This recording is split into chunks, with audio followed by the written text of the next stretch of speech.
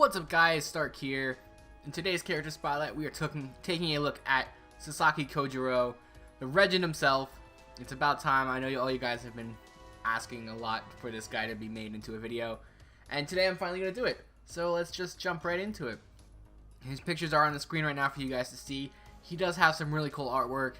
It is a shame that I believe this is his only version of the character in the game, and he's a 1-star servant. Kind of sucks. Like, he's one of the original members of the crew and he's a 1-star. But having said that, he is really good for specific reasons, and definitely for a 1-star he has some really good skills and stats and stuff like that as well. So the main use for this guy is going to be in France. He basically just demolishes that area. He's really easy to get. He's not too easy to level up, but you know, he can do it if you try. And he just basically dominates that area, and he'll knock out like all the dragons and all that stuff. And I believe that's where most people primarily use him. But he really does do some good work there. So he is an assassin, so he will be effective against riders and weak to casters. And that's why he's so good in that area, because the dragons are all riders and he can just go in there and, you know, slay the dragons. But yeah, so enough about that. His stats here at level 60 are going to be 5,734 attack, and his HP is going to be 6,220.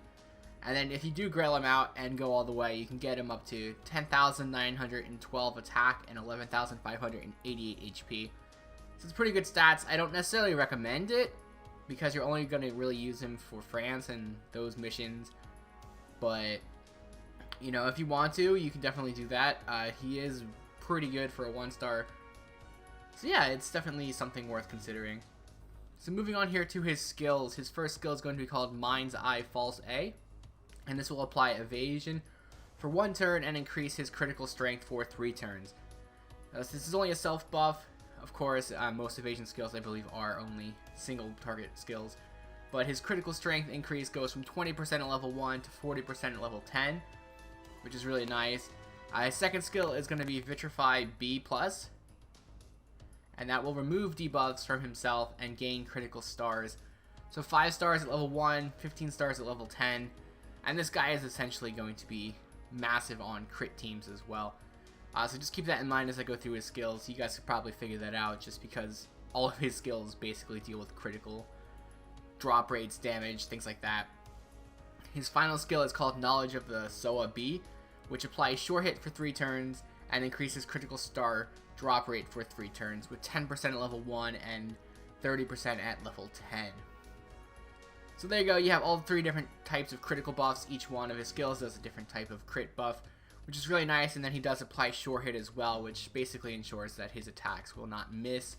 I do also believe it ignores defense. I'm not 100% sure on that, but it will basically guarantee your attacks going through, which is really nice. And you can also do the strengthening quest to power it up further, and this will increase critical star gather rates, and it will increase critical star drop rates, as well as apply sure hit.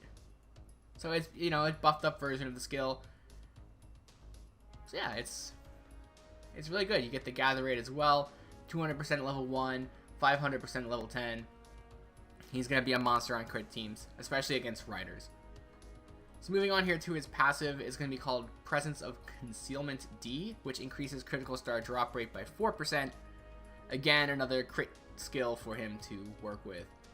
Moving on here to his Ascension Materials. He does need quite a bit here for his 3rd and 4th Ascensions, needing the gears, and then you need the crystals as well. Once the gears become available, then you shouldn't have any trouble max ascending this guy, but it kind of sucks that he's so good for, I think it's the 2nd Singularity, but you don't get gears until the 4th Singularity, so it's kind of annoying that it works that way. But you know, you can get gears from events and things like that, so it all works out. And then moving on here to his skills are really easy to level up. You just need a couple crystals there for the level 9 skill enhancement. Everything else should be very easy to get, very standard. Nothing else to really talk about here. So his command card is going to be the Heaven Among Mountains Craft Essence. I say command card, I apologize. And well equipped, this will increase quick card effectiveness of all allies by 15% while on the field, so it's going to be your generic maximum bond, quick effectiveness, craft essence thing.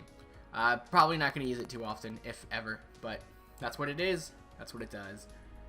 So moving on here to his command cards, he has 3 quick, 1 arts, 1 buster, so you do primarily want to use him in quick card setups, and you know, he excels at that with all the critical stuff that this guy brings to the table. And then his Noble Phantasm is also quick, which will deal significant damage to a single enemy, and then on the overcharge he will gain critical stars. 15 stars at level 1, 35 at level 5, and he does 2,000% damage. He's basically, especially if you're going against a Rider, he can basically like one-shot pretty much any of, well, I don't want to say any Rider boss, but at least as far as like story mode goes and stuff like that, he could probably solo a lot of those maps by himself. So he's really good, and that's, you know, that's the legend for you, I guess. I think the game actually like mimics that and like makes fun of it and calls him that. I can't remember. I've seen it before somewhere in Fate related content, but I can't remember exactly where I saw that. So for his craft essences that you could use on him, you could go with the quick card setup here with Grander for the 15% increase, or you could go with Imaginary Around for the 25% increase. You could also go with Kaleidoscope to get your Noble Phantasm ready from the start of the fight. Not sure if that's really necessarily needed, because you're primarily just going to use the Noble Phantasm to nuke the boss. But he is a quick card, so you're not going to have too many arts cards with the Noble Phantasm gain and things like that. So I guess it all depends on what other characters you're using and what skills they have. You could also use the crit craft essences as well with the Gem Mage craft or the Be Elegant craft essences. So yeah, that's pretty much going to wrap up this video here.